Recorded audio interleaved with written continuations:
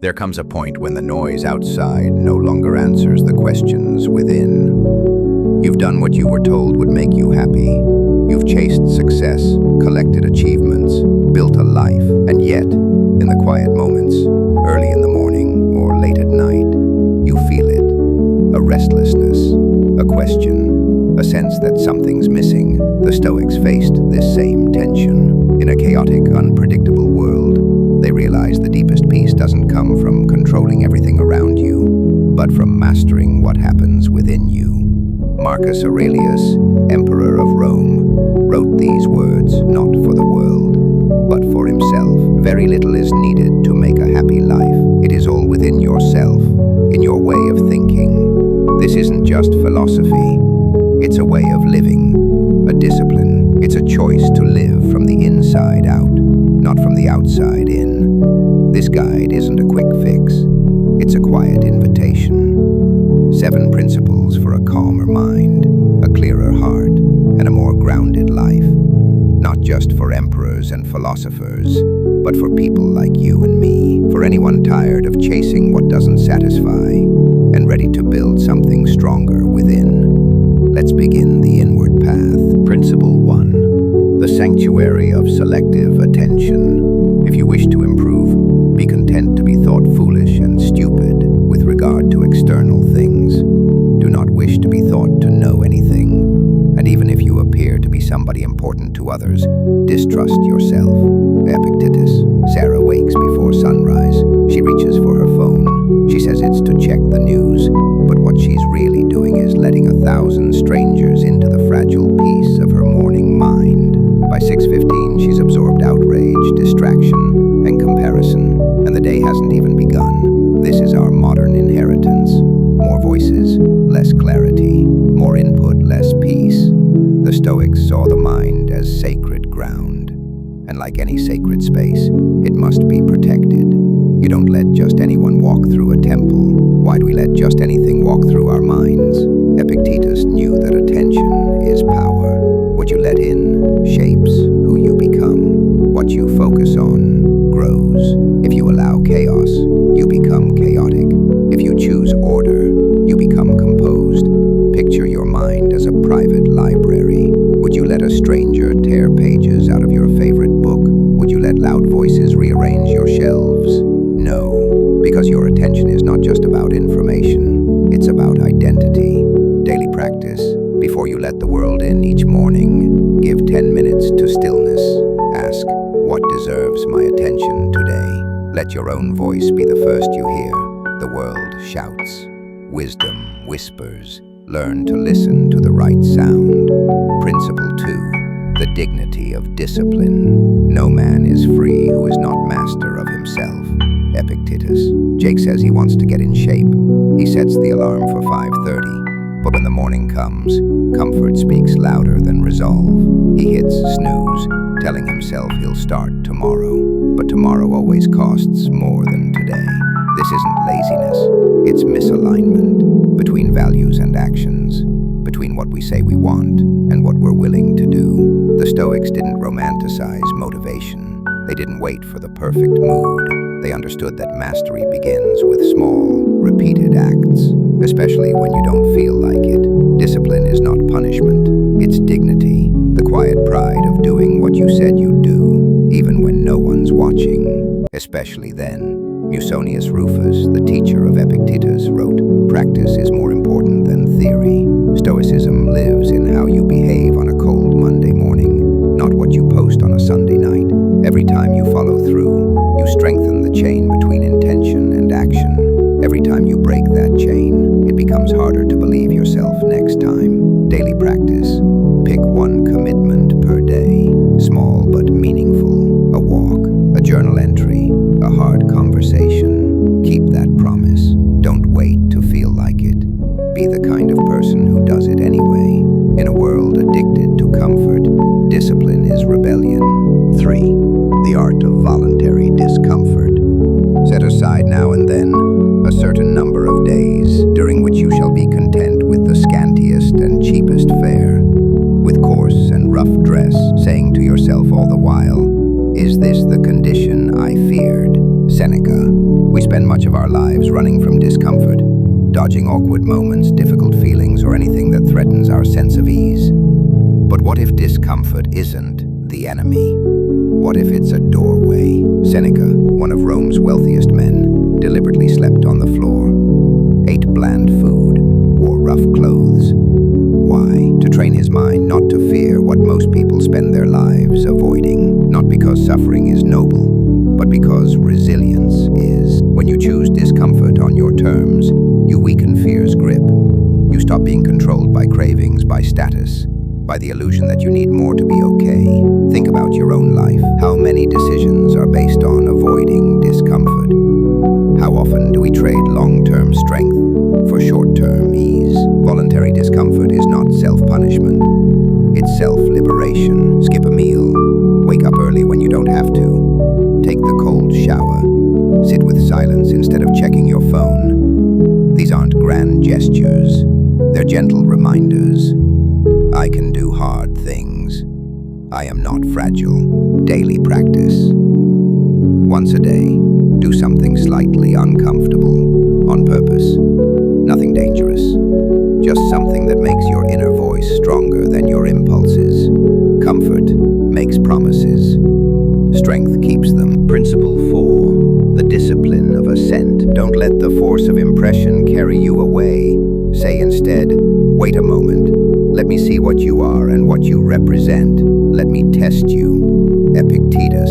Not every thought that enters your mind deserves your belief. Not every emotion requires your reaction, but most people live as if they do, chasing every feeling, obeying every impulse, believing every story their mind tells without question.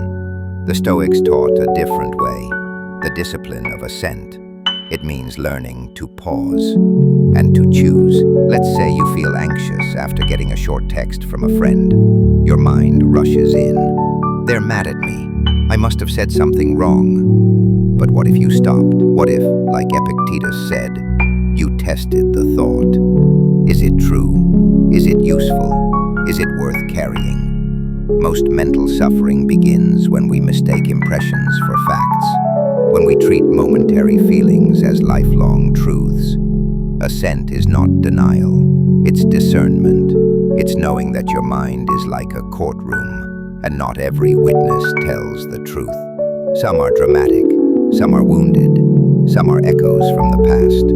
Your job is to listen, but not obey without reason. Daily practice. The next time a strong emotion or thought appears, pause, ask, is this real? Or is this just a passing cloud? Take a breath. Don't say yes too quickly. Wisdom lives in the space between impulse and assent. You are not your thought. You are the one who decides what to do with them. Principle 5. The practice of momentary death. You act like mortals in all that you fear, and like immortals in all that you desire. Seneca. Most people live as if they have forever. They waste time, delay growth, avoid hard conversations, thinking there will always be more time.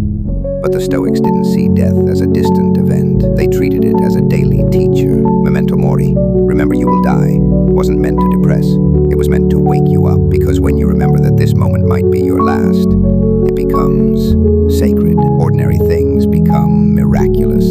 The sunrise, a laugh with a friend, even silence feels full. Seneca practiced what he called momentary death. Each night before sleep, he reviewed the day as if it were his last. Did I live well? Did I act with integrity? If today were it, would I be at peace? This isn't morbid. It's clarifying. When you meditate on death, not once in a while, but as a habit, your values sharpen. You argue less. You waste less. You love more. Daily practice. Once a day, pause and ask, if this were my final morning, or my final conversation, or my final meal, how would I show up? Live today so that if tomorrow never comes, you'd have no regrets. Remembering death teaches you how to truly live. Principle 6. The inner citadel. Look well into thyself. There is a source of strength which will always spring up if thou wilt always look. Marcus Aurelius. There's a part of you the world can't touch. It isn't shaken by praise or blame. It doesn't rise and fall with fortune. The Stoics called it the inner citadel, a quiet stronghold inside your mind. and daily choice. Most people build their peace on sand, their income, their status, the opinions of others. But what happens when the storm comes, when they lose the job, or the relationship, or the praise they relied on? The Stoic builds peace like a fortress, stone by stone, day by day, on things no one can take away. Clear judgment, self-restraint, inner clarity. These become walls no chaos can breach. Think of Viktor Frankl, who, imprisoned in a Nazi concentration camp, discovered what the Stoics knew centuries before. Everything can be taken from a man but one thing, the last of the human freedoms, to choose one's attitude in any given set of circumstances. That is the inner citadel, and you are its architect. Daily practice. When stress hits, don't rush to fix the world. Go inward. Ask, what part of this is truly mine to control? Return to that calm center, that stronghold within. Make it a habit, not a hiding place, but a place to rise from. Principle 7, the art of stillness in action. Be like the cliff against which the waves continually break, but it stands firm and tames the fury of the water. Marcus Aurelius. Life doesn't slow down. People will still talk. Deadlines will still press. The world remains loud. But inside you, there can be stillness, not the stillness of doing nothing, but the stillness of doing one thing well, of moving through chaos without becoming chaotic, of speaking slowly in a fast-talking room, of staying rooted when others react. This is the rarest strength, not the strength to control the world, but to stay steady within it. Marcus Aurelius ruled an empire, fought wars, endured loss, and still found quiet, because stillness is not about retreat. It's about presence. It's doing what needs doing while remaining inwardly composed. We confuse motion for progress, but the Stoic moves from intention, not impulse. They don't chase every distraction. They act, then let go. Daily practice. Once a day, do one task, slowly, on purpose. A walk without your phone. A conversation without checking the time. A breath before you speak. Stillness is not passive, it's powerful, and in it, you find yourself.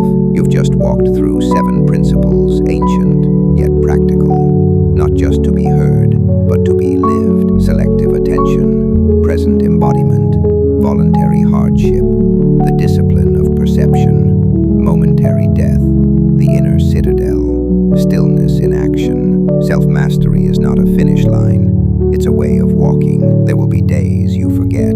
That's okay. Return again, and again, and again, because this is the inward path, the quiet rebellion, and those who walk it change not just themselves, but the world around them. Waste no more time arguing what a good man should be. Be one. Marcus Aurelius. Now go. Walk slowly, walk simply, but walk strong. Then join us.